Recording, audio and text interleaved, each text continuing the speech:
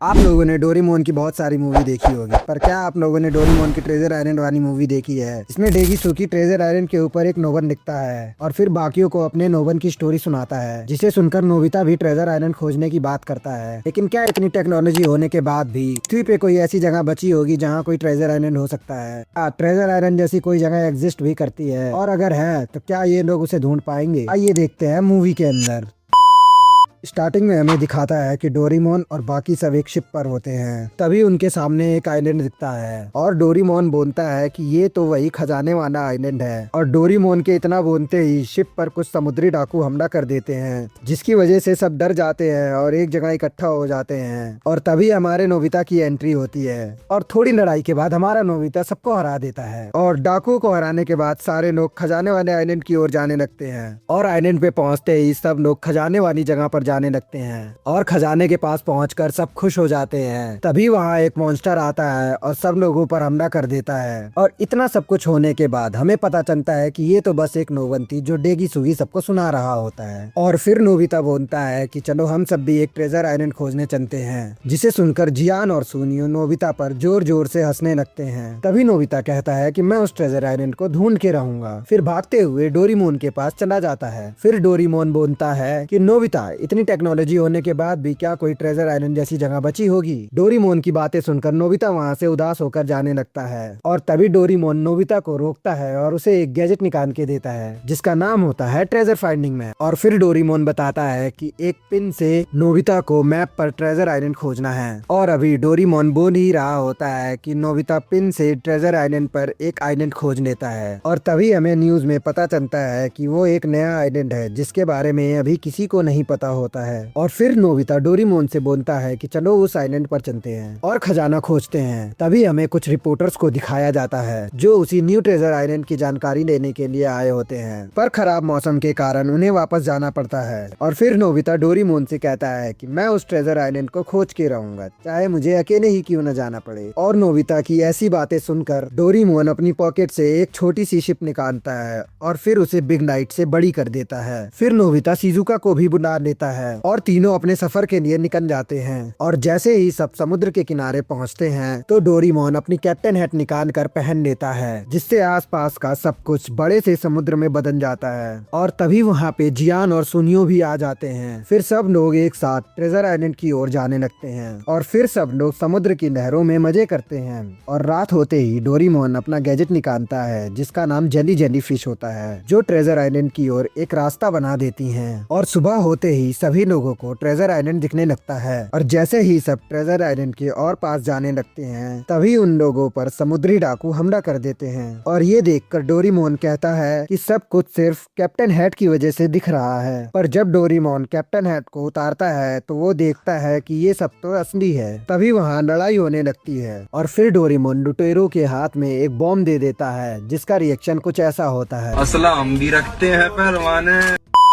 और लड़ाई के बीच हम देखते हैं कि पूरे आइलैंड के पास जोर जोर से बिजली कड़कने लगती है और पूरे आइलैंड पर एक शील्ड बन जाती है। और फिर पूरा ट्रेजर आइलैंड पानी में डूबने लगता है, जिसे देखकर सभी समुद्री डाकू अपनी शिप की ओर भागने लगते हैं। तभी उनमें से एक लड़की शिजुका को किडनैप करके भागने की कोशिश करती है। फिर डोरेमोन और नोबिता शिजुका को बचाने के लिए उसका पीछा करते हैं, पर वो शिजुका को बचा नहीं पाते। तभी हम देखते हैं कि समुद्र में एक लड़का डूब रहा होता है। फिर डोरेमोन जाके उसकी मदद करता है। जैसे ही वो लड़का होश में आता है, वो अपना नाम बताता है कि उसका नाम फ्लॉक है। और वो बताता है कि जिन्होंने शिजुका को किडनैप किया है वो लोग स्पेस टाइम के समुद्री डाकू हैं, जो पास्ट और फ्यूचर में जाकर सारा खजाना इकट्ठा करते हैं। और तभी हमें स्पेस टाइम के समुद्री डाकुओं की शिप दिखाई जाती है, जहाँ शिजुका को सेरा समझकर लाया जाता है। और तभी फ्लॉक उनके कैप्टन का नाम बताता है, जिसका नाम कैप्टन सिल्वर होता है। और फिर हम देखते हैं कि शिजुका और सेरा आमने सामने होती हैं, जो दिखने में बिल्कुल एक जैसी होती हैं, बस उनके बालों का कलर और आंखों का कलर अलग होता है। और दूसरी तरफ हम देखते हैं कि डोरेमोन बाकी सबके साथ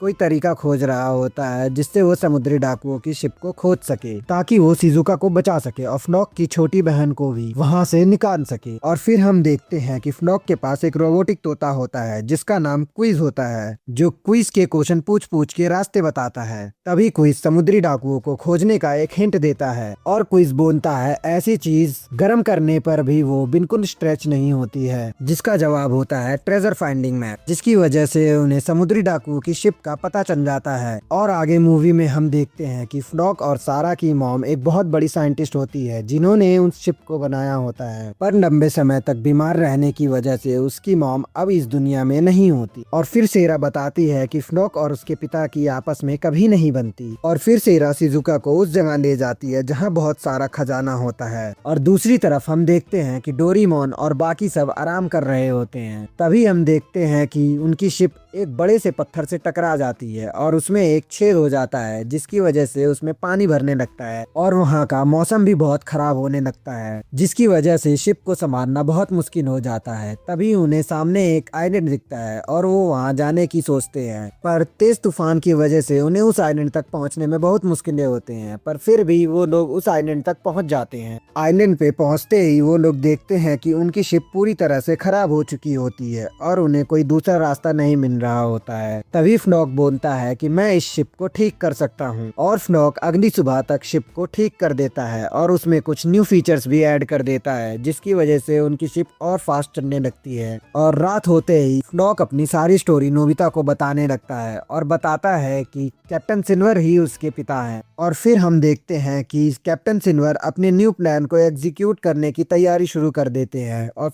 अर्थ में से सारी एनर्जी निकालने लगते हैं। और तभी डोरीमोन और बाकी सब कैप्टन सिल्वर की शिप के पास पहुंच जाते हैं और कैप्टन सिल्वर फ्नॉक को देखते ही उसको अपनी शिप पर वापस बुलाने लगते हैं, पर फ्नॉक मना कर देता है। फ्नॉक की बातें सुनकर कैप्टन सिल्वर गुस्सा हो जाते हैं और समुद्र में एक बहुत बड़ा भवंडर बना देते हैं, जिसकी वजह से शिप का संतुलन खराब हो जाता है और सारे डूबने लगते हैं। और तभी डोरीमोन लाइफ सेविंग राफ्ट निकाल के सबको बचा लेता है और फिर सब कैप्टन सिल्वर की शिप की ओर जाने लगते हैं ताकि फ्नॉक और सेरा अपने पिता से मिल सके और उन्हें रोक सके। और आइलैंड पे पहुंचने से पहले ही उनके बीच एक लड़ाई हो जाती है। तभी जियान और सुनियो बोलते हैं कि तुम लोग आगे जाओ, हम इन्हें देखते हैं। और फिर हम देखते हैं कि कैप्टन सिल्वर अर्थ से सारी एनर्जी निकाल रहे होते हैं और वहीं दूसरी तरफ डोरीमोन और बाकी सब कैप्टन सिल्वर की शिप पर पहुंच जाते हैं और सोच रहे होते हैं कि हम कैप्टन सिल्वर को कैसे खोजें। और तभी क्विज सबको कैप्टन सिल्वर तक ले जाने का हिंट देता है। फाइनली सब लोग क्विज के सवालों का जवाब देते देते कैप्टन सिल्वर तक पहुंच जाते हैं और फ्नॉक और सेरा अपने पिता को समझाने की कोशिश करते हैं,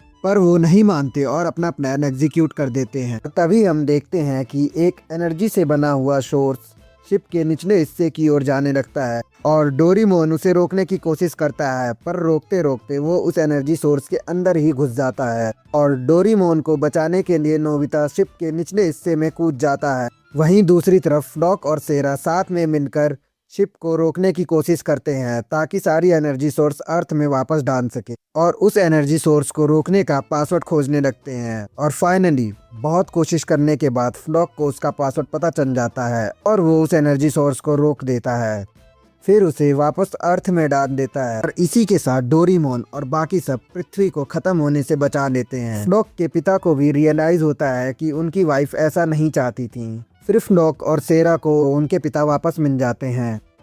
इसी के साथ मूवी की हैप्पी एंडिंग हो जाती है। ये थी हमारे ट्रेजर आइलैंड की फुल स्टोरी।